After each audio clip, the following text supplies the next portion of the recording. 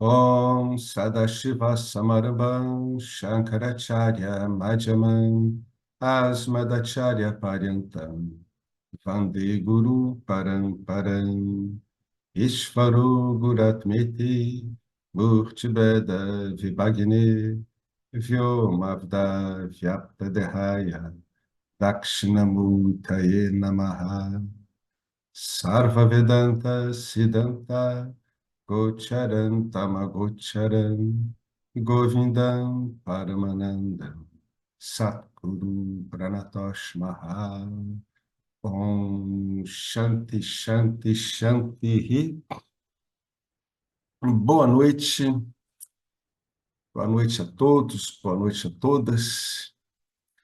Esse é mais um encontro sobre a Mundaka Upanishad, conforme os comentários de Swami Paramarthananda de Chennai, que é uma personalidade viva, né? Um grande comentarista de escrituras, um dos discípulos mais talentosos de Swami Dayananda.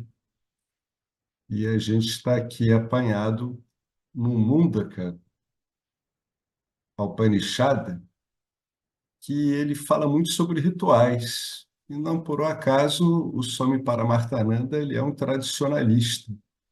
Se você quiser encontrar um ensino de Vedanta bastante tradicional, é por ele. E o ensino védico tradicional tem muito ritual, né? Tudo é mediado por rituais.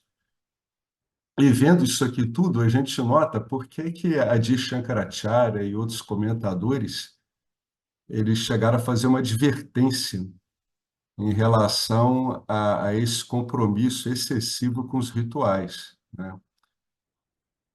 Eles questionam a eficácia dessa bem-aventurança trazida pelos rituais.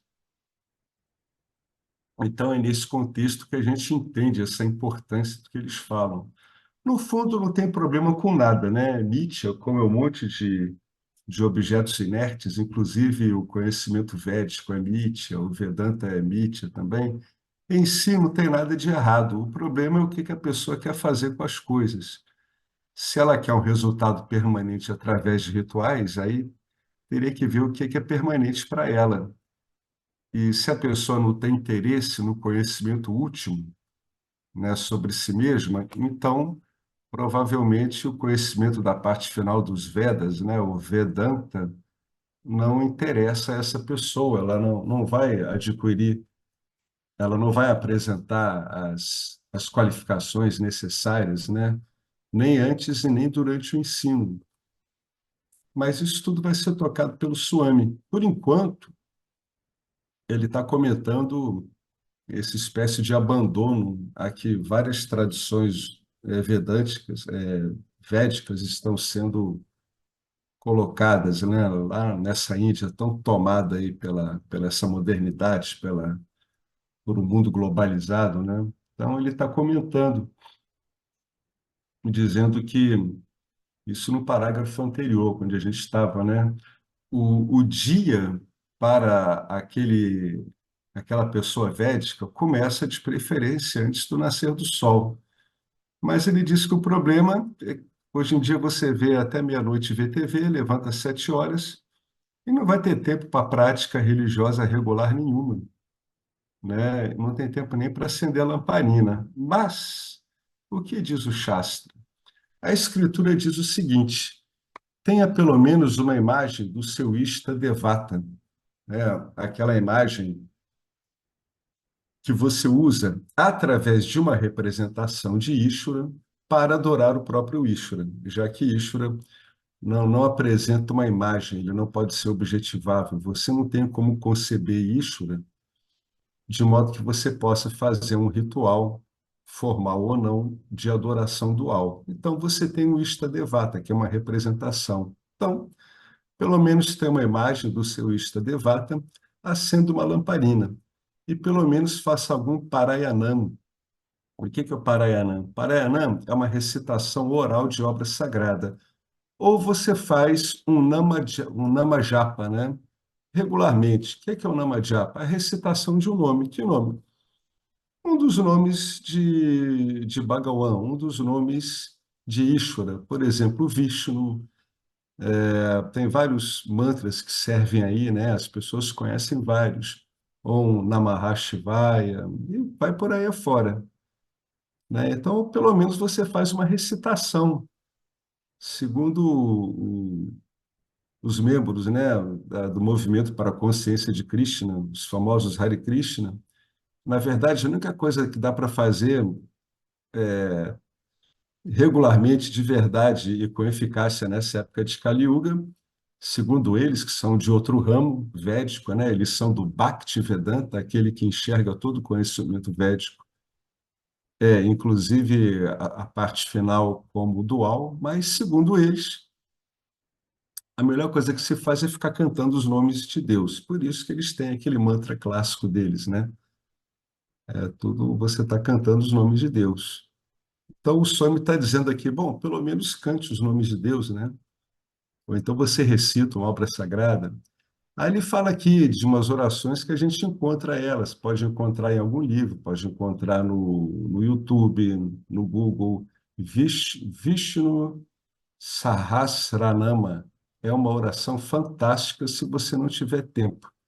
Diariamente devemos Geyam Gitanama Sahasran, que é a tradução livre. Diariamente devemos cantar o Gita, o Bhagavad Gita e o Sahasranama, né? Que é o que é o Sahasranama? Sahasranama tem aqui uma referência. Deve ser um hino. Sahai mil são os mil nomes de Vishnu. Os 1000 nomes de Vishnu, né? Tem uma referência aqui. É isso aí mesmo. Os mil nomes de Vishnu. Então, você pode fazer isso também, né? Pode procurar cantar isso. De alguma forma, são adorações formais, né? Como a gente chama,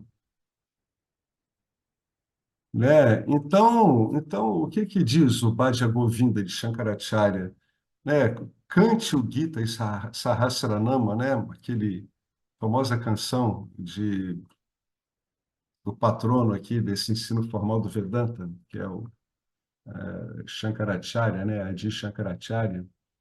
Ele observou a ironia, né? De ver um antigo professor de sânscrito ainda rememorando, já no apagar das luzes da vida, as regras, né, do sânscrito formal, sânscrito védico. E aí ele disse: não, não, você já passou esse tempo, né?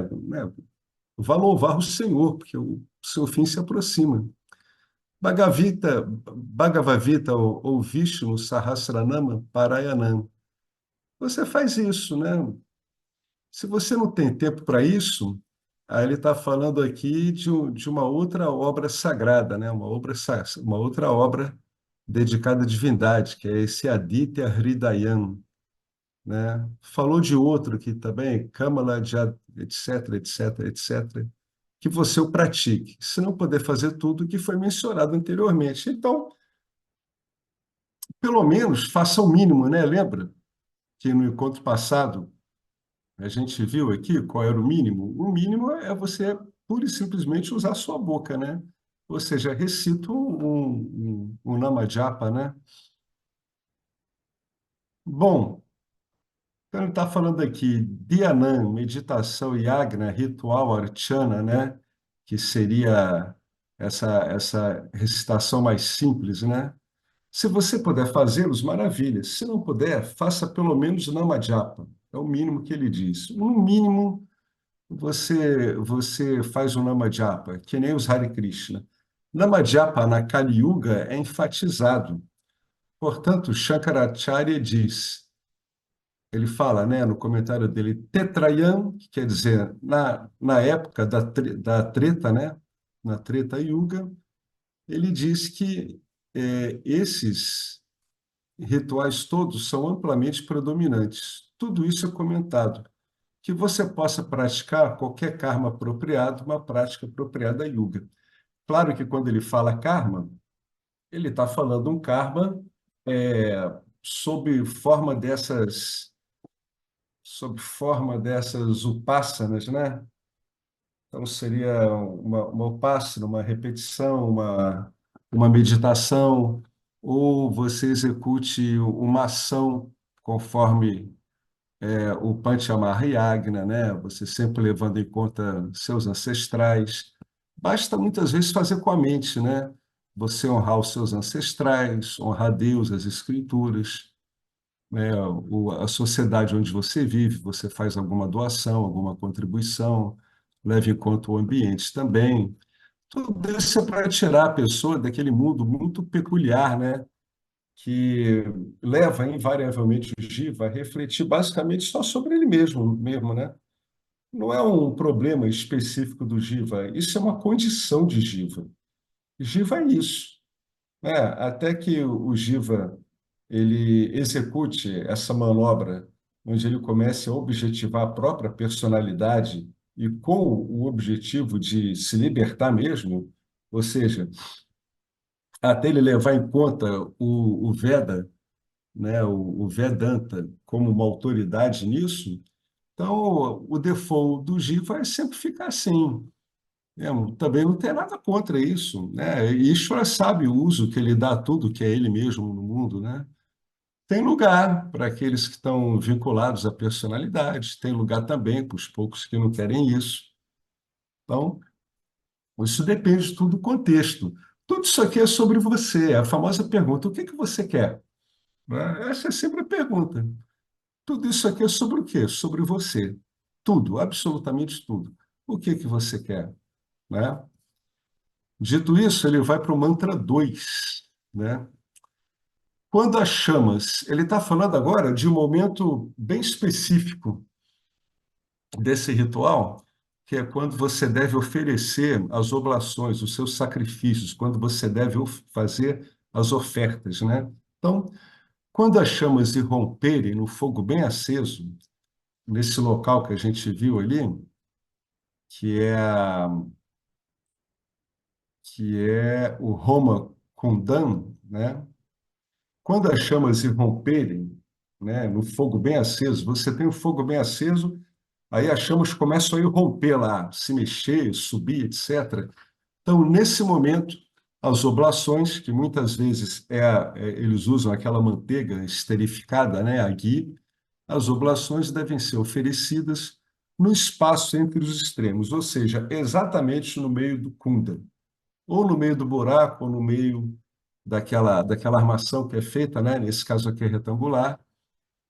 E, naturalmente, quando você faz isso, você faz várias preces, né? Na verdade, quem faz são os sacerdotes, né? O sacrificante, em geral, ele contrata sacerdotes, né? Eles vão lá, eles fazem várias orações. A própria Upanishad menciona alguns dos rituais védicos, mesmo que não os estejamos mais fazendo. E também pode não ser possível fazê-los hoje em dia, mas podemos saber apenas quais são todos os rituais que o Veda prescreveu. Não para regozijo do Veda, ou seja, você não está fazendo isso para honrar a escritura em última análise. É porque o assunto de tudo isso é você, é para o nosso próprio benefício. Para isso que a pessoa faz o ritual, né? Dentre os muitos rituais védicos, um ritual muito conhecido, fundamental, é aquele chamado Agnihotram. Agni é fogo. As pessoas que o fazem são chamadas de Agnihotris. Dizemos hoje em dia que elas são grandes Agnihotris, mas todo mundo deveria ser um Agnihotri. Quando uma pessoa o realiza agora, hoje em dia, é um feito muito grande. É como um motorista de rickshaw cobrando a tarifa correta. Rickshaw é aquele tuk-tuk que tem lá na Índia. Parece uma romizeta antiga, com três rodinhas. O cara bota você mais uma pessoa ali e sai ali pelas cidades, né? Então, é como um motorista de rickshaw hoje em dia cobrando uma tarifa correta. Podemos construir até um templo para ele, porque todo mundo diz: me pague mais, embora todos devam cobrar a tarifa certa. Então, hoje em dia, se o motorista faz isso, ele se torna a notícia. Da mesma forma, o Agnihotra, o Agnihotra é um ritual fundamental. Posteriormente, esquecemos o Agnihotram e dissemos: pelo menos faça Sandhya Vandanam, que é só você procurar essa nota 40 do rodapé que ele usou de novo esse ritual. Mas agora também não temos como falar aos nossos filhos sobre o Sandhya Vandanam. Então, simplificamos mais ainda e dizemos que Sandhya Vandanam não é necessário. Cante o Gayatri Mantra pelo menos 108 vezes. Então, a gente vai falando pelo menos 54 vezes. Posteriormente, 32. Então, pelo menos 3 vezes. 2 vezes e uma vez. Agora, fazemos de Avaniya Vitam a Avaniya Vitam. O que que ele está querendo dizer? Isso aqui é um ritual anual. Ele está querendo dizer que o contato é extremamente esporádico, né? O contato com essa tradição está cada vez mais esporádico. Infelizmente, nossa vida é dedicada a arta e cama, né? A providenciar nossa segurança, nosso bem-estar, então, nossos desejos que vamos satisfazer, porque agora conseguimos suprir nossas necessidades básicas de segurança, né, de proteção, que é a arta.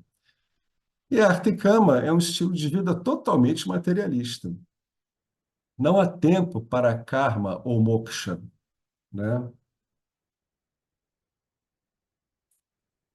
Você conseguir comparecer a essas aulas uma vez por semana já se tornou uma grande conquista.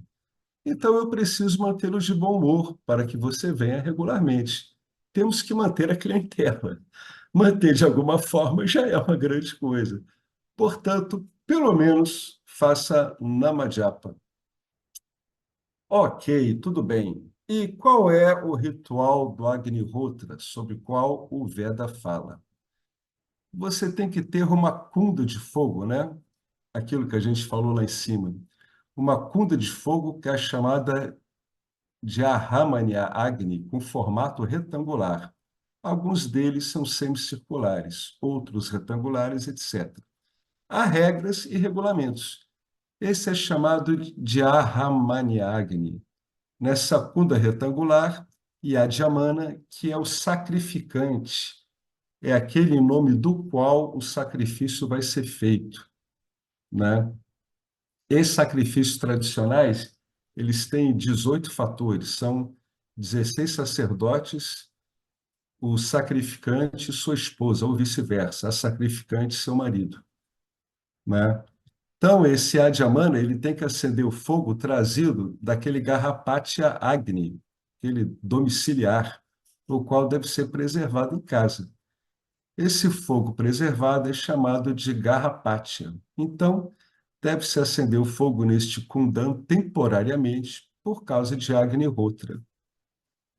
Isso é chamado de Ahamaniam.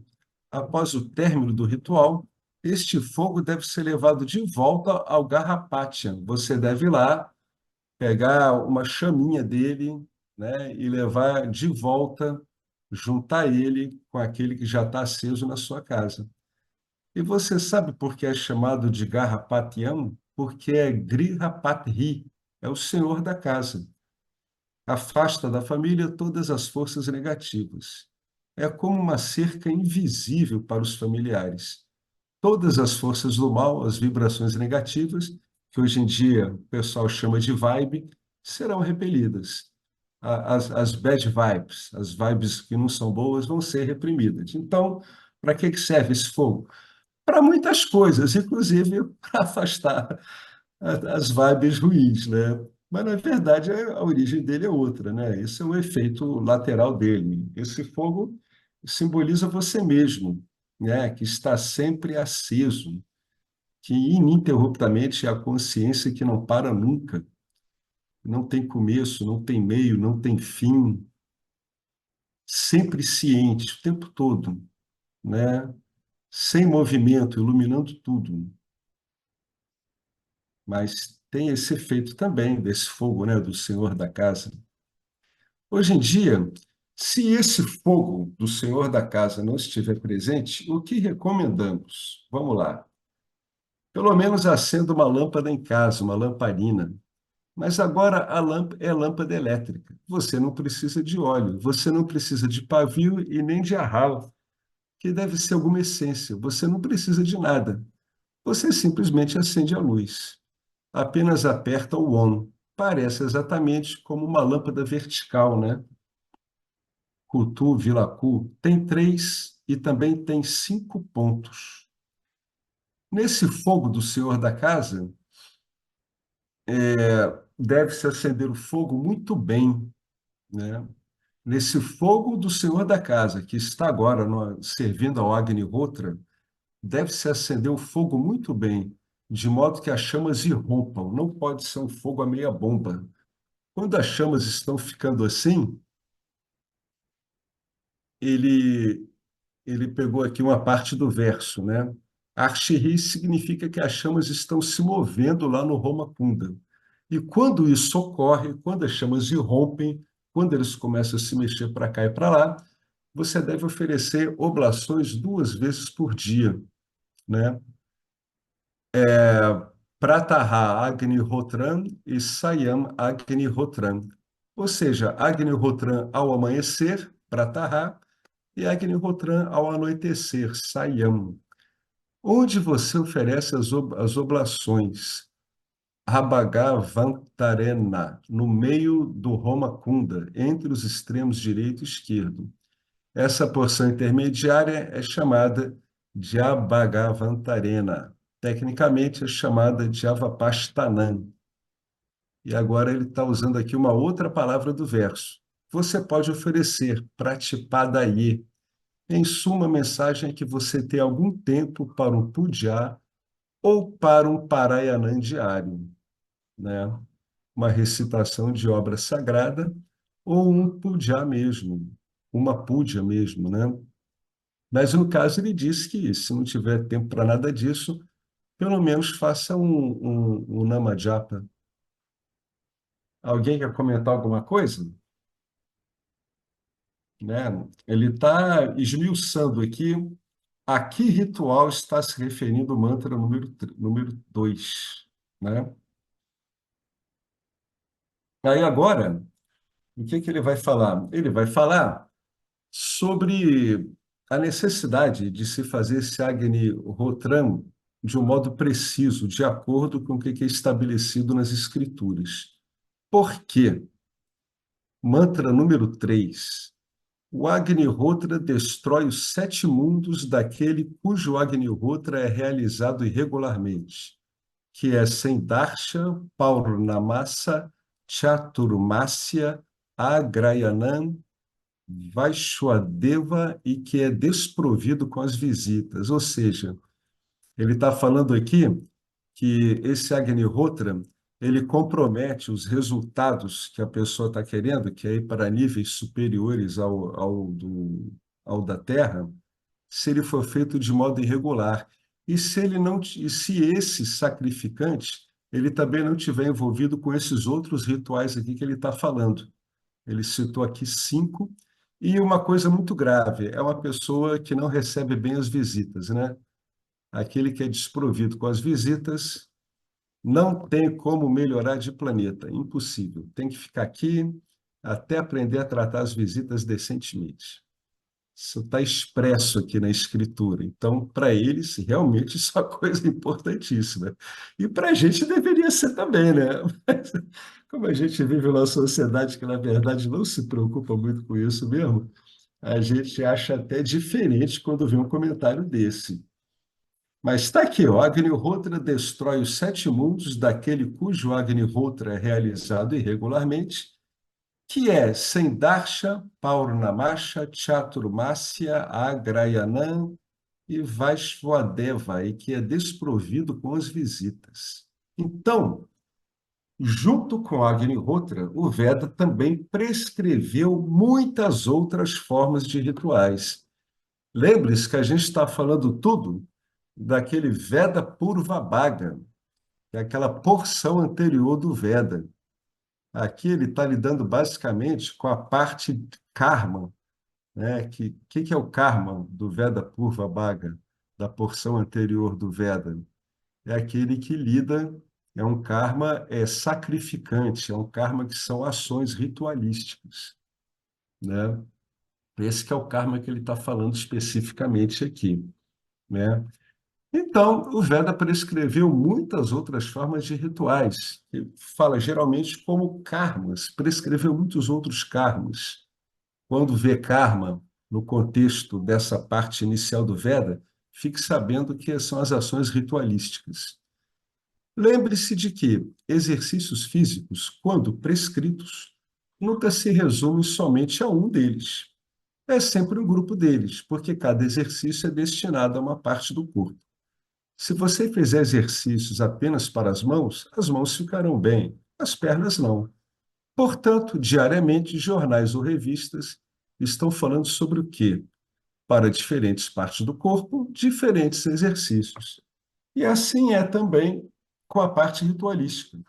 Da mesma forma, o Veda prescreve um grupo de Nitya Karmani e vários rituais védicos. Nitya Karmani, deveres religiosos obrigatórios. Então, ele prescreve vários desses deveres religiosos obrigatórios e vários rituais védicos também. Muito embora hoje em dia não sejam praticados, todos eles são enumerados aqui por esse mantra da Upanishad. Os nomes em si são difíceis de lembrar. Imagine executá-los, né? Ninguém praticamente executa mais isso. Agnihotra, que é o que foi referido no mantra anterior, o mantra 2. Esse darshan é outro ritual que deve ser feito em Amavasya, lua nova, no período da lua nova. 3, Paurnamasam, você pode entender esse, é no período da lua cheia. Agnihotra é diário, ao passo que o item 2 e 3, o Darshan e o Paurnamasam, são uma vez por mês, por causa do ciclo lunar. 4, Chaturmasyam, você pode entender isso também, uma vez em cada 4 meses. É diferente do Chaturmasyam do sannyasi, do renunciante. O sannyasi ele segue e pratica Chaturmasya durante os 4 meses a partir de julho. Aqui não é isso. Aqui trata-se de um ritual védico feito 3 vezes por ano, uma vez a cada 4 meses. Os comentaristas explicam todos esses rituais, mas não precisamos dos detalhes, não vamos entrar nos detalhes.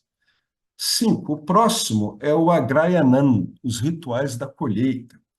Sempre que a colheita é feita, um ritual tem que ser feito com o grão recém-colhido. Quase todos os rituais terão o Danan como prática integral. Danan é doação. Geralmente, sabemos apenas tomar algo para nós. É muito, muito natural, porque a insegurança é um dos problemas fundamentais do samsara. Aquela programação que a gente fala lá em cima. O que pode ser um jiva achando que é um jiva, né? A não ser ficar preocupado, né, com insegurança, com o futuro, etc. Normal, é assim mesmo. Então, a insegurança é um dos problemas fundamentais do samsara. O Jiva ele tem que olhar primeiro para a arta, né, para a segurança, para ir prover a ele o básico, um teto. Todo ser humano, desde o nascimento, tem uma sensação natural de insegurança. É o default do Jiva. Essa insegurança é um problema espiritual. Ele está querendo dizer que essa insegurança só pode ser resolvida espiritualmente, através da devida orientação espiritual. Mas ninguém entende isso como problema espiritual. As pessoas lidam com a insegurança se abarrotando de bens e direitos, né? Existe apenas a solução espiritual, a qual não percebemos. Por quê? Por que a gente não percebe a solução espiritual? Porque todo o nosso sistema experiencial, que é o corpo sutil, ele é abastecido com dados sensoriais, né? Então, quer dizer que as categorias mentais que a gente usa para avaliar a nossa situação, elas são basicamente produto da mente trabalhando em cima dos nossos inputs sensoriais. E a parte espiritual está fora do input sensorial, né? Ela trabalha de uma outra forma. Por isso que a gente não percebe, não tem como perceber, está fora da percepção. Se pensar só em percepção e achar que tudo o que existe no mundo, uma visão bem materialista, que aliás é uma visão bastante irracional, né? A visão materialista é uma visão irracional, que é se a pessoa ela acha que o mundo se resume ao que ela percebe sensorialmente, ela poderia, pelo menos, pegar o exemplo de outros animais, né, cujo espectro de frequência que eles lidam é muito mais amplo, às vezes, que os nossos, como cães, determinados felinos, pássaros, ou a visão de longuíssima distância de uma ave de rapina. Só ele olhando as conclusões da ciência provadas, ele saberia que, mesmo em termos de percepção, o que ele está reparando não responde pelo universo perceptível como um todo. Tem muita frequência que escapa dele, né? Então, a visão materialista é uma visão que ela falta um pouco de raciocínio à pessoa, né? A pessoa não está raciocinando adequadamente. Ela está, como diz o James, sujeita a uma epistemologia sensorial, né? Está escrava aí do que é trazido a ela pelos sentidos. Então, ele está querendo dizer que esse que é o problema, né? Ninguém entende isso como um problema espiritual, né? Vamos nos encher de prazeres, de bens, direitos, etc., e vamos resolver isso, a gente já sabendo que não vai resolver. Existe apenas a solução espiritual a qual não percebemos. Assim pensamos que adquirir mais dinheiro, mais propriedades, mais joias, mais status, etc., mais, vai eliminar nossa sensação de insegurança. Consequentemente, queremos adquirir cada vez mais. É aqui que entra o discernimento da pessoa. Ela tem que perceber que a coisa não funciona assim. Como é que ela percebe? Vivendo, né? Ou então ouvindo uma pessoa como o Suami falar isso, né? Ele está falando em linhas gerais das limitações do acúmulo material, né? Ou às vezes a pessoa vai, ouve isso e alguma coisa acende nela, né?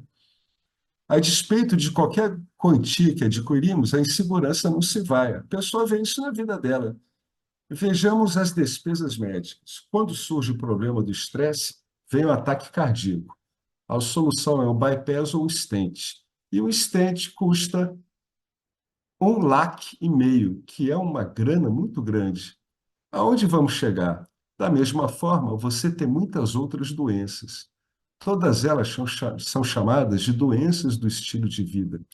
Se você pensar nas despesas médicas, você não vai dar nenhum Danam, você não vai fazer doação nenhuma, porque você está questionando se 10 crores no banco serão suficientes ou não. 10 crores já é um múltiplo desses laques. E isso é para uma pessoa. E há muitos membros da família que precisam de suporte. Portanto, como faço Danam, né? Como é que eu posso fazer doação, Danam? Logo, a insegurança faz com que a pessoa queira tão somente se agarrar às coisas. Ela é incapaz de dar. Mas o Vedanta diz que qualquer quantidade de posses não o ajudará a remover a sensação de insegurança, né? Abandone todos esses vínculos externos e aprenda a depender de si mesmo. É o que quer dizer essa frase aí. Abandone todos esses vínculos externos e aprenda a depender de si mesmo. Como é que eu vou aprender a depender de mim mesmo? Primeiro, você vai ter que saber o que você é, né? Primeira coisa, você vai ter que saber mesmo profundamente o que você é. Aí, naturalmente, você abandona tudo, né? E aprende a depender de você mesmo. Aí ele cita um ditado tâmil, que eu não encontrei a tradução, Tankai e Tanakutavi. Não encontrei isso. Mas se você tiver que aprender a depender de si mesmo, você precisa de conhecimento espiritual, né? Você tem que descobrir a força espiritual dentro de você. Se for para eliminar todas essas dependências, eu tenho que me dedicar a abrir mão das coisas. É uma dedicação. Sabe aquelas pessoas que volta e meia veem o que tem em casa e se livram de tudo que não precisam, doam, etc. É isso, é uma dedicação. A pessoa vai se acostumando a ver o que ela não precisa e vai dando. E depois ela aprende a dar mesmo, coisas que poderiam ter até alguma utilidade para ela. Embora não podendo fazer Periatagam ou Sarva Sanga Pariagam, tradução livre, renunciar a tudo pela sanga, tá? Sarva Sanga Parityagam é quando a pessoa renuncia a tudo pela sanga, renuncia a tudo por esse ambiente, né? Por esse conluio de asticas. Conluio não é a palavra boa, mas essa congregação de asticas, né? Daqueles que aceitam o Veda como uma autoridade, né? Então, se você ainda não consegue fazer tudo isso pela sanga, ou se isso não é o seu caso, pelo menos as garrafas vazias de água, as PET, você pode doar. Estamos retendo isso também. Ao menos comece a doar essas coisas. Aí ele fala de um ritual aí, né? O Pongal está chegando, quando as pessoas fazem uma faxina em casa, né? Está lá na nota de rodapé 39. Eles têm um dia especial, Bhogi, onde você deve remover todas as coisas indesejadas do lar. Mas, devido à insegurança, não queremos nos livrar de nada. Tem pessoas, os acumuladores, onde isso chega a um ponto realmente patológico, né? A pessoa não consegue se livrar mesmo. Por quê? Porque aquilo vai causar nela uma impressão de falta e de insegurança que para ela é insuportável. Aliás, é por causa dessa impressão exagerada de falta, de não se sentir segura com o que tem, é que ela vira uma acumuladora. Para você ver como é que isso, que é uma característica natural do Jiva, a insegurança, pode descambar, como tudo no Jiva, por uma situação patológica, né? Uma situação esquizofrênica. Portanto, em todos os rituais, uma parte vital é que temos que fazer dana. Significa dar aos outros o quê? Dinheiro, comida, vestuário, pachu, que é gado, né? Terra, etc. Deixa eu substituir esse vestido por roupas.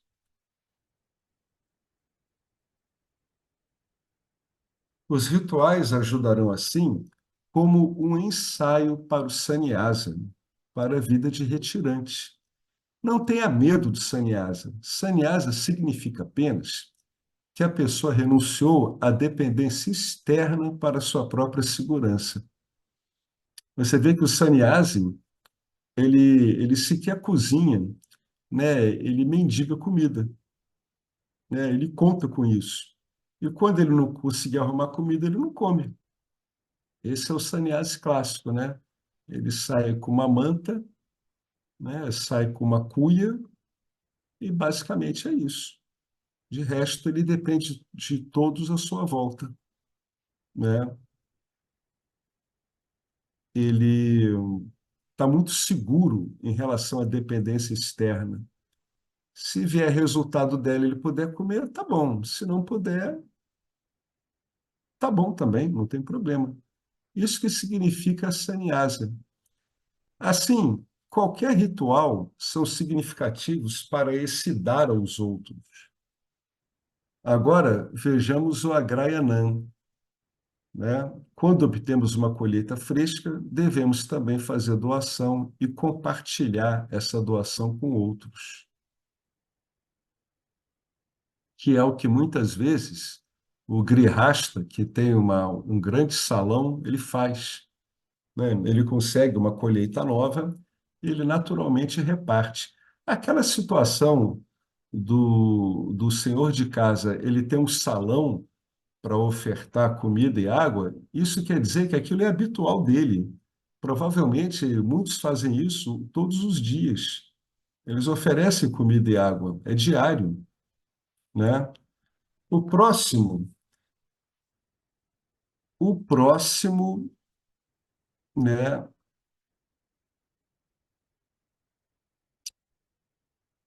É, o próximo desses deveres religiosos, ele é bem inusitado para a gente e não vai fazer sentido nenhum, né? O próximo é isso aqui, ó. Varditan. Nunca cozinhe. E se você cozinhar, nunca cozinhe apenas para a família. Quem cozinha apenas para a família é o maior pecador, segundo o Senhor Cristo.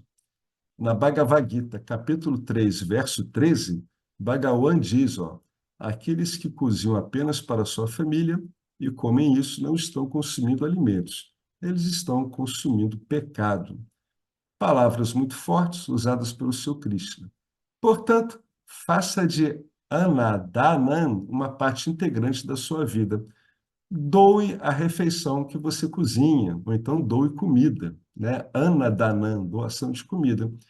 É claro que isso aqui a gente tem que olhar conforme o contexto cultural da sociedade onde aconteceu, né, o Veda. É, uma sociedade da gente, isso aqui não faz muito sentido, né?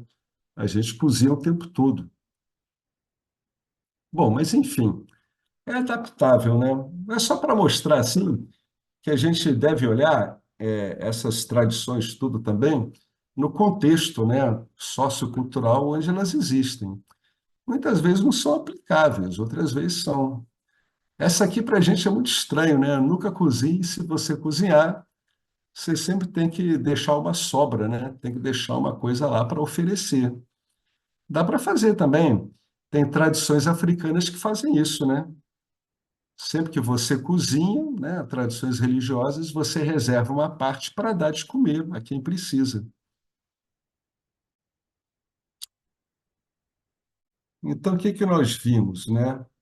Nós vimos um grupo de Nitya Karmani, né, que são deveres religiosos obrigatórios e rituais védicos. E quais são os que são citados aqui nesse, nesse mantra que a gente viu, que é o mantra 3, mantra 3 da segunda sessão do primeiro capítulo?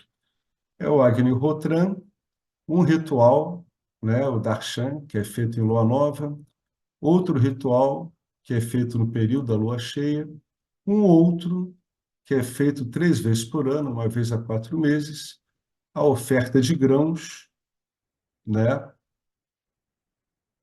E uma prática também, né? Uma prescrição se você cozinhar, cozinhe apenas, jamais cozinhe apenas para a família.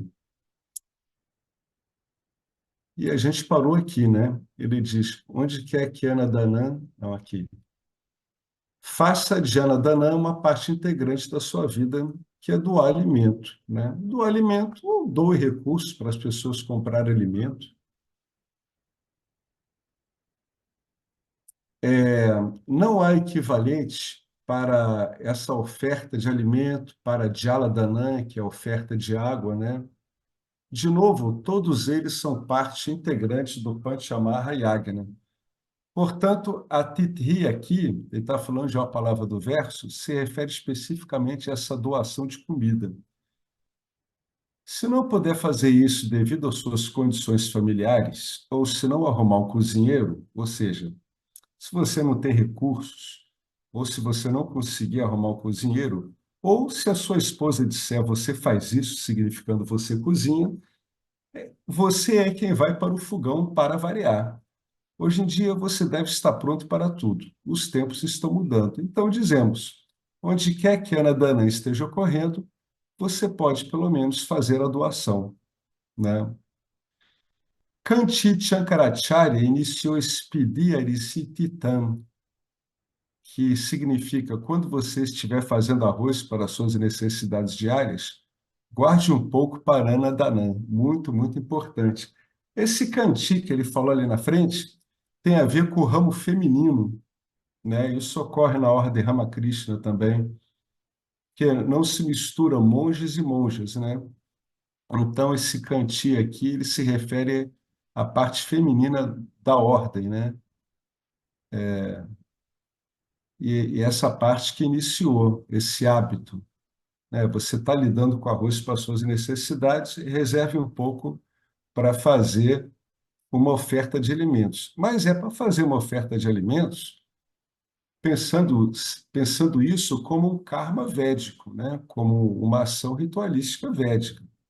É isso que ele está dizendo aqui, né? Anadana, nesse caso, não é meramente ir lá e dar um alimento para a pessoa.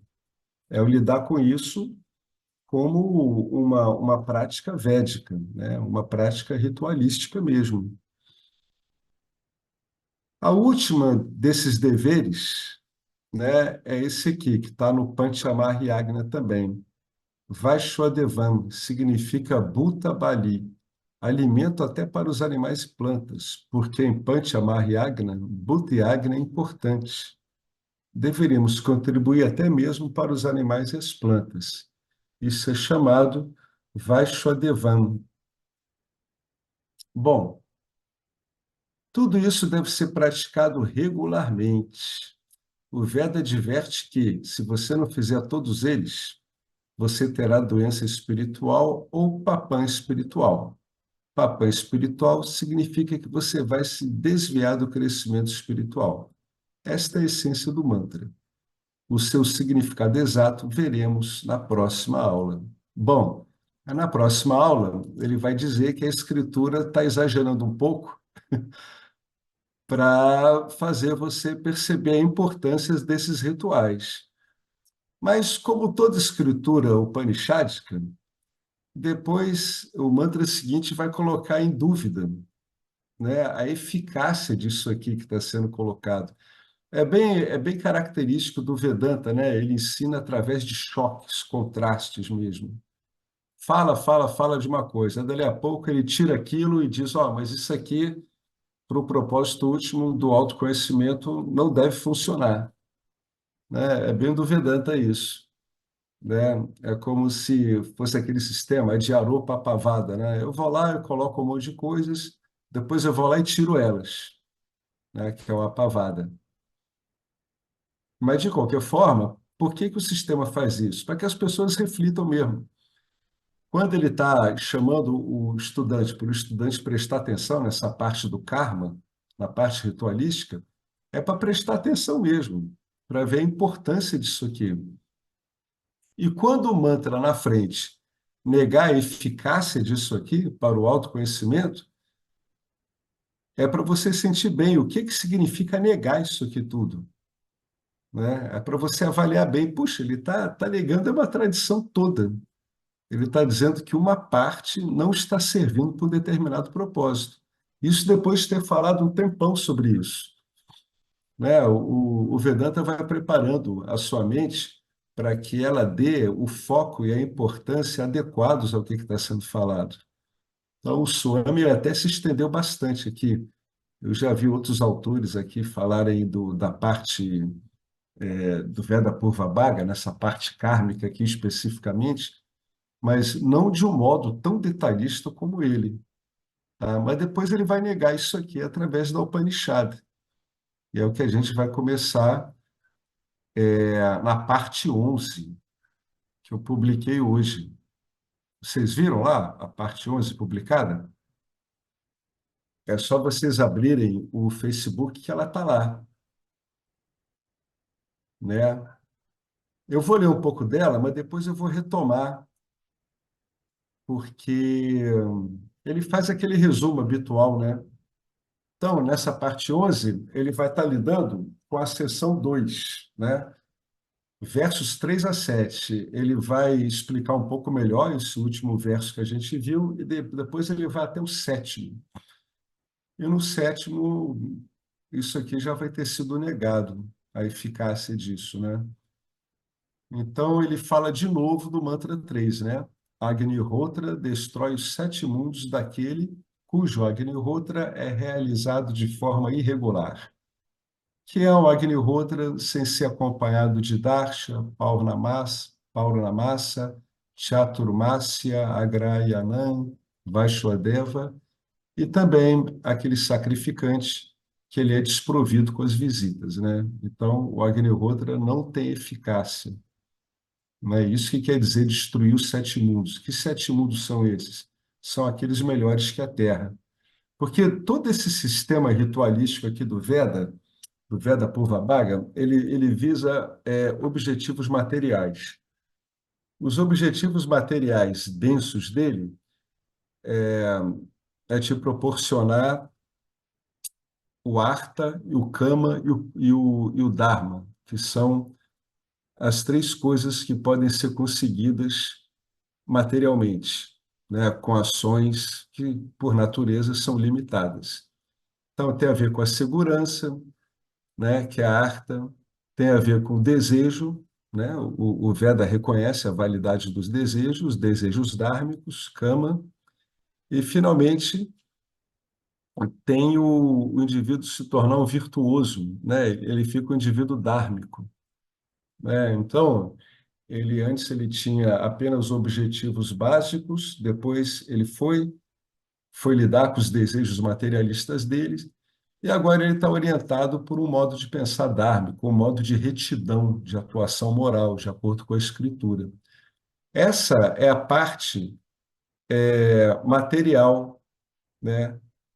Por quê? Porque toda a parte ritualística ela lida com a parte material em última instância, embora ela possa ser reinterpretada para servir para o crescimento espiritual. Mas o crescimento espiritual é você observar que mesmo as melhores recompensas, os melhores benefícios, os melhores punhos trazidos pela parte ritualística, eles são finitos, né? Qual é o ápice para esse conhecimento védico em termos de ganho material? É você ir para um reino superior, né? Você ir para um planeta superior, para um ambiente superior, até você chegar em Brahma Loka, que é a própria residência, entre aspas, de Brahma. Qual é o problema? É que tudo isso é provisório, uma vez que seu punham se esgote lá, por uma questão de tempo e de você estar usufruindo, você aparece de novo aqui no Rio de Janeiro, né, no pé aqui de uma região deflagrada pelos tiros da cidade. Então, o que que ele está querendo dizer? Ele está querendo dizer que mesmo que você tenha uma vida ritualística, você vai ter benefícios limitados. Mesmo que você pense daqui a 500 mil anos, quando os seus punhas em Brahmaloka já foram todos curtidos, você retorna. Então, essas são as limitações. Então, a parte ritualística tem o seu valor e ela também tem a sua limitação, tá? Aí ele vai fazer aqui um breve resumo para situar a gente. Depois eu vou retomar ela aqui, que acho que a maior parte das pessoas não está com esse capítulo. Na primeira sessão que completamos, aquela anterior lá de 9 versos, anterior a essa 2, o professor ele apresentou 2 estágios do sadhana espiritual, estágios como? Na forma de conhecimento. Um é o conhecimento inferior, que tem a ver com essa parte ritualística toda. É isso que ele está interessado. Por quê? Porque o professor está falando com um sacrificante, que é Shaunaka. Shaunaka é um sacrificante. Ele é um grande karma yogi. Então, o professor Anguirá, sabendo disso, está falando para ele só o que interessa. Está dizendo, olha, toda essa sua vida kármica, a gente coloca ela como conhecimento inferior, né? Mas é claro que tem o conhecimento superior, mas primeiro está situando ele. Primeiro vamos ver o que que você entende por conhecimento. Qual é o conhecimento? O qual eu, sabendo dele, eu conheço tudo mais. Né? Essa foi a pergunta que esse chefe de família fez. Então, o professor conduziu ele, lá na seção 1, a entender como é que o Veda vê o conhecimento. Tem uma parte inferior e tem uma superior. Ambos devem ser seguidos por todos, de maneira sequencial. Isso quer dizer que a primeira parte do Veda, em termos do estudante, ela tem que ser feita antes mesmo. Veda Purvabhaga, a parte ritualística tem que ser feita em primeiro lugar. Você tem que lidar com os benefícios da parte ritualística, né? E aí ele coloca o que está por trás desse raciocínio. Ó, a Paravidya, que é o conhecimento inferior, é um meio, é uma sadhana que vai levar uma pessoa a Paravidya, que é o conhecimento superior. E, importante, esse conhecimento superior é a sadhana que vai levar uma pessoa para a moksha. Então, karma e upasana é o meio que vai levar uma pessoa para Gnana Yoga. E Gnana Yoga vai levar a pessoa para moksha. É isso que ele está querendo dizer. Tendo introduzido esses dois conhecimentos, os vidyas, agora, a partir da segunda sessão em diante, o professor explica os dois.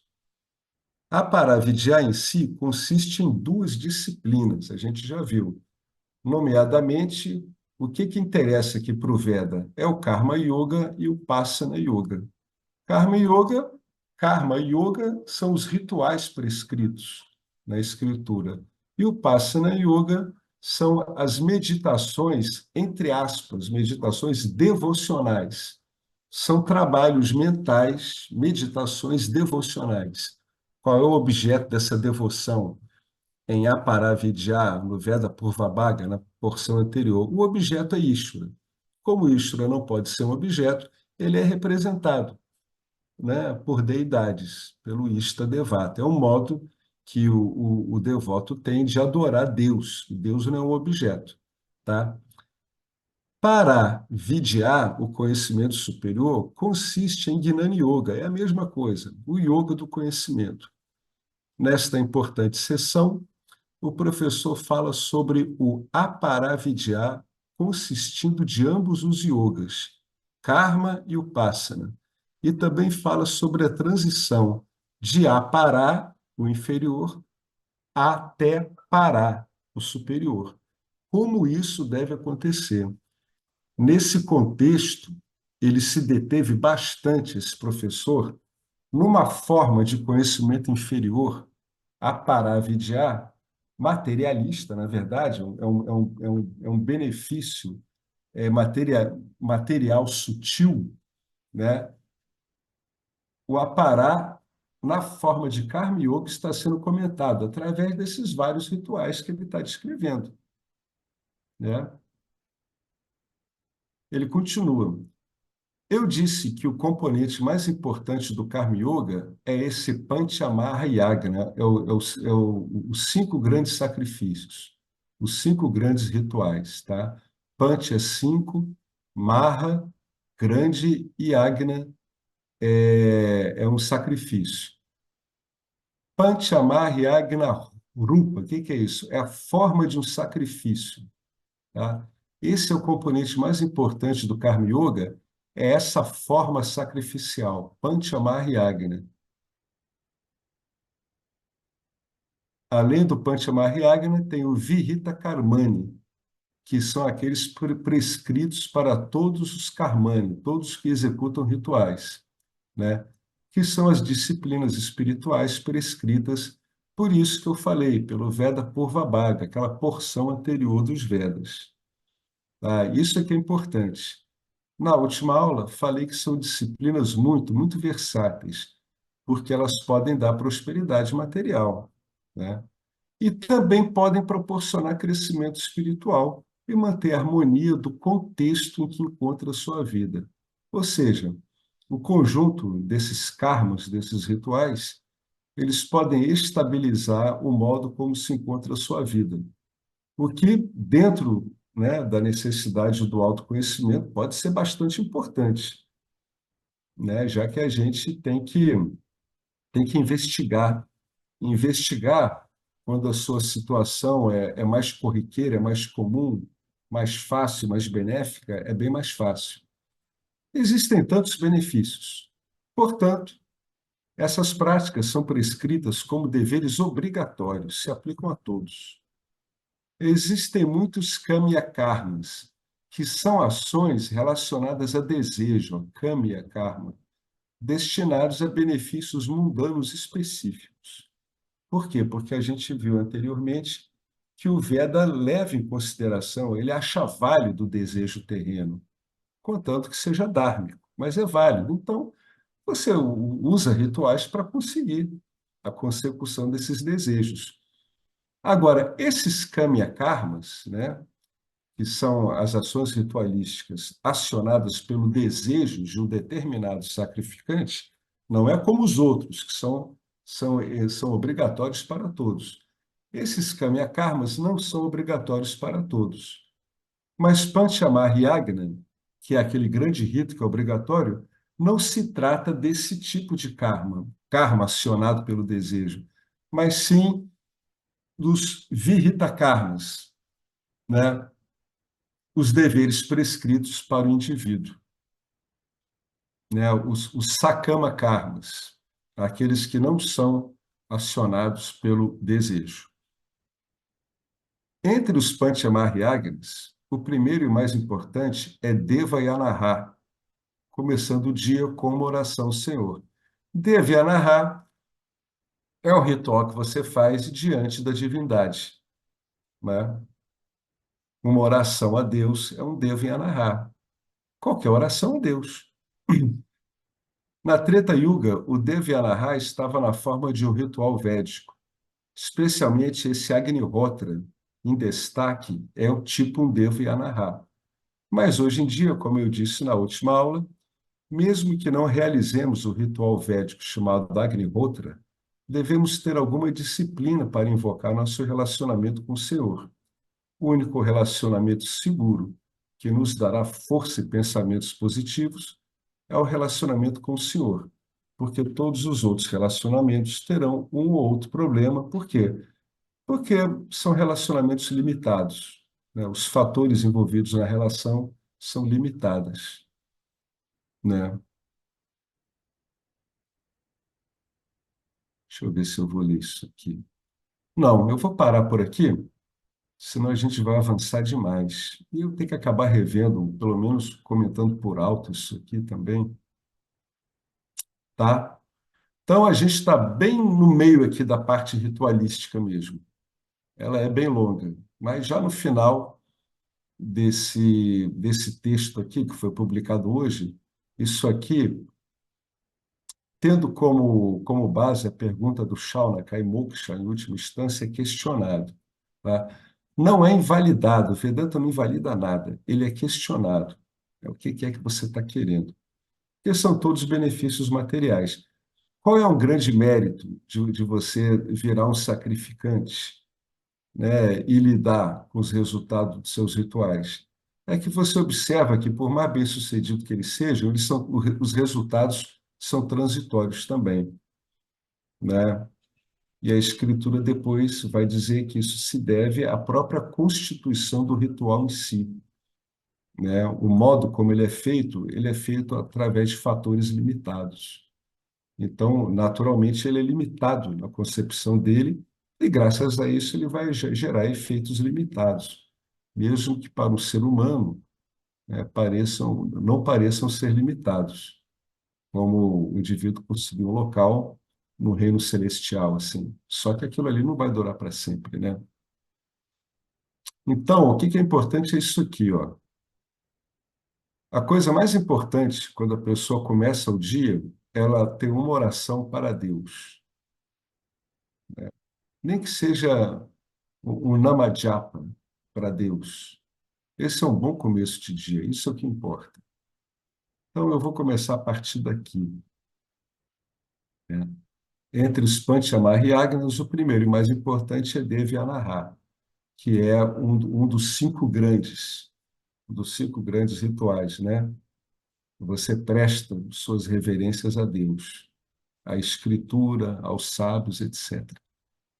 Então, eu vou guardar isso aqui. Aí a gente retoma no encontro seguinte. Tá joia? Deixa eu só ver que página é essa aqui. Página 82. Eu tenho que anotar em cima do texto, para não ter que ficar perturbando o Marcelo toda hora.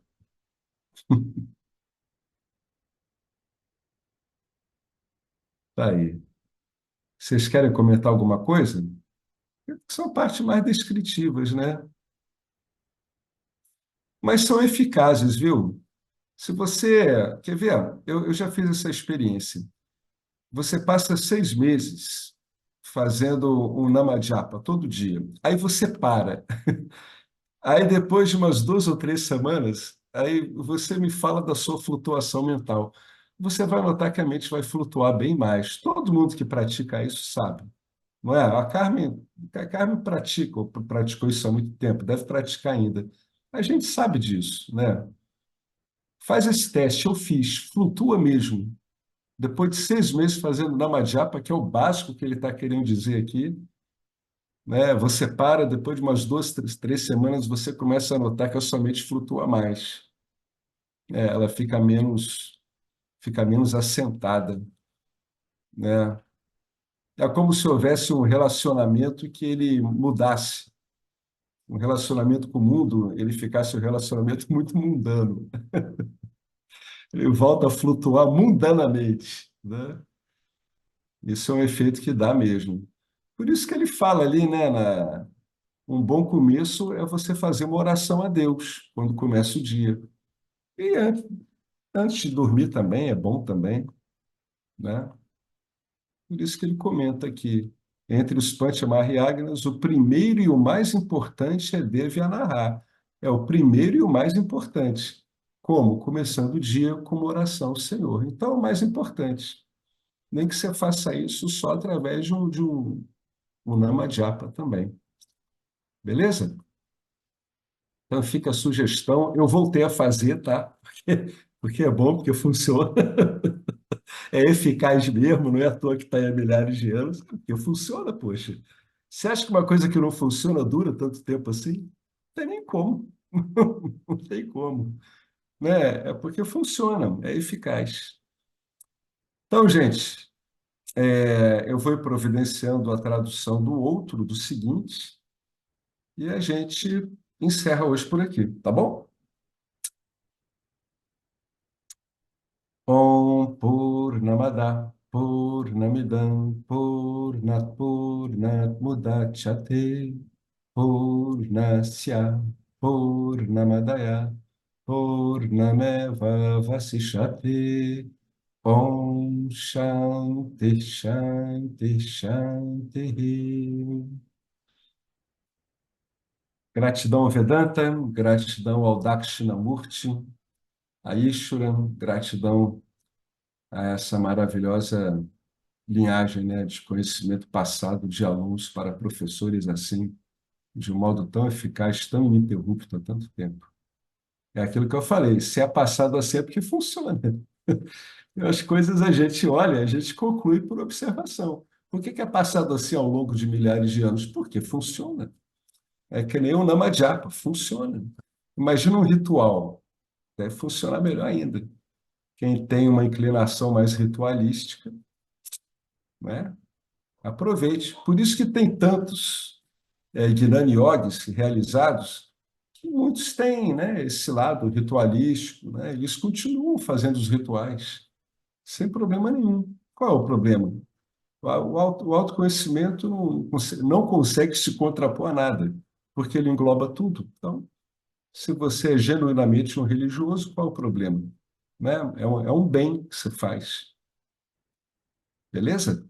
Ô, Alex, Diga. você tinha pedido o mantra do Gita que eu comentei, que tá aqui, eu vou ver se vai aqui, quer ver? Olha lá. Capítulo Ah, 4, verso 24. capítulo 4, 24, É, é? olha o chat aí que eu acabei de postar aí, no chat. Copia aí, salva aí. Tá. Tem em sânscrito e em português, que nós utilizamos Ah, na vou aula. colocar aqui. Tá vendo? Tá. A concha é Ah, Brahma. Brahmar Panam. Ah, tá. Eu já vi o Arlindo recitando É, isso, é. né? Ele gosta antes das refeições. É Maravilha. associado às refeições, mas na verdade você vê tudo como Brahman, né? Esse que Aham. é Ananda. E, tanto é que tem gente que fala que é o suprassumo dos versos, isso daí, né? Dentro do Gita, entendeu? Porque é onde que é a não dualidade, né? Efetiva. Sim, sim, sim. Na verdade só tem isso, né? O que que Hum. atrapalha a gente ver é que a gente criou uma escala de valores, né? É como se um carro fosse mais importante que uma colher, essas coisas esquisitas. O, Mas é o mesmo mistério, todos eles, né? e quem olhar no arquivo que foi da aula ou assistir a aula, o Swami comenta, aí ele destrincha faz os comentários em cima desse verso aí, né? Ah, isso é bacana de ver, hein? Aí vai. Isso é bom ver. Os comentários do Soeme em cima desse verso. Vale a pena. Vou botar essa observação aqui. Os comentários de SP. Bom, muito bom. Maravilha, Marcelo. Obrigado aí. Isso é uma das coisas que vale a pena a gente ver. Pronto. Tá joia, pessoal. Copiaram aqui? Vou dar uma conferida nisso aqui, nos arquivos do grupo. Pegar aqui o capítulo 4, verso 24. Falou, gente. Tchau, até a próxima.